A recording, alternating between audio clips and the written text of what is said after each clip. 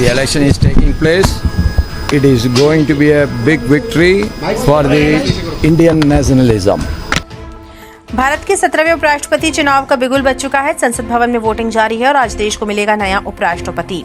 इस बार मुकाबला बेहद दिलचस्प है। एक और भाजपा नेतृत्व वाले एनडीए के उम्मीदवार और महाराष्ट्र के राज्यपाल सीपी राधाकृष्णन, तो दूसरी ओर से इंडिया गठबंधन के उम्मीदवार सुप्रीम कोर्ट के पूर्व जज बी सुदर्शन रेड्डी हैं। लेकिन सवाल यह है कि आखिर किसके पलड़े में भारी है आंकड़े। उपराष्ट्रपति चुनाव में निर्वाचन मंडल की कुल संख्या 788 होती है, जिसमें लोकसभा के 543 और राज्यसभा के 245 सदस्य शामिल हैं। इनमें 12 नामित सदस्य भी वोट डाल सकते हैं। फिलहाल 7 सीटें खाली होने के कारण इस बार मतदान में 781 सदस्य हिस्सा ले रहे हैं, यानी जीत के लिए जादुई आंकड़ा है 391 वोट। आपको बता दें, आज सुबह 10 बजे से वोटिंग शुरू हुई है, शाम 5 बजे तक चलेगी। इसके बाद 6 बजे से वोटों की गिनती होगी और रात तक देश को मिलेगा नया उपराष्ट्रपति। अब बात करते हैं सियासी गणित की, तो लोकसभा में एनडीए के पास 293 और राज्यसभा में 129 सांसद हैं, यानी कुल मिलाकर 422 वोट हैं। इतना ही नहीं, आंध्र प्रदेश के मुख्यमंत्री जगनमोहन रेड्डी की पार्टी वाईएसआर कांग्रेस ने भी एनडीए को समर्थन देने का ऐलान किया है।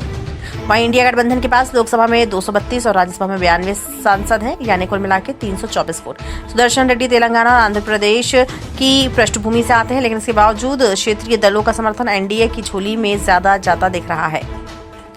अब सभी की नजरें शाम 5 बजे पर टिकी है, जब वोटों की गिनती के बाद औपचारिक तौर पर विजेता का ऐलान होगा। हालांकि आंकड़ों का गणित साफ कह रहा है कि अगला उपराष्ट्रपति होंगे सीपी राधाकृष्णन, लेकिन राजनीति में आखिरी पल तक तस्वीर बदल सकती है, इसलिए सबकी निगाहें परिणाम पर टिकी हुई हैं। आपको कैसे पता? अगर आप आंकड़े नहीं, आपको कैसे पता? अगर आप आंकड़े देखें ना, नहीं, आंकड़े तो ठीक है, लेकिन ये वोट तो अंतर आत्मा के उस पर पड़ता है। और दूसरा, पूरा देश ही जानता है कि भारतीय जनता पार्टी इस्तेमाली पार्टी है। पहले इस्तेमाल करो, फिर बर्बाद करो।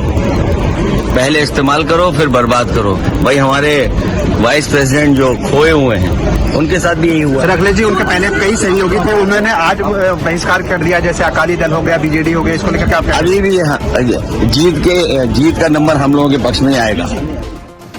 लोहिया जी की एक बात याद आ गई, जब सड़क खामोश है, सदन आवारा।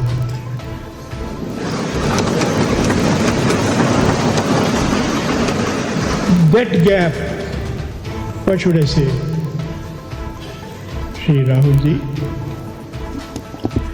he doesn't allow the street to be silent.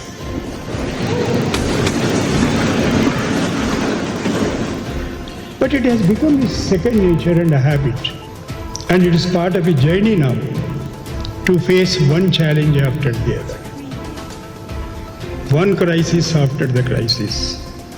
He was raising the issues of Jati Ganna, and he successfully persuaded. The election is taking place. It is going to be a big victory for the Indian nationalism. We all are one. We will be one.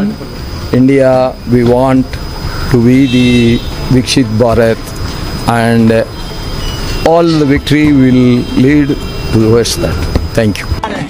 Victory का मतलब 100 से ऊपर percent भी कुछ होता है, 110% victory.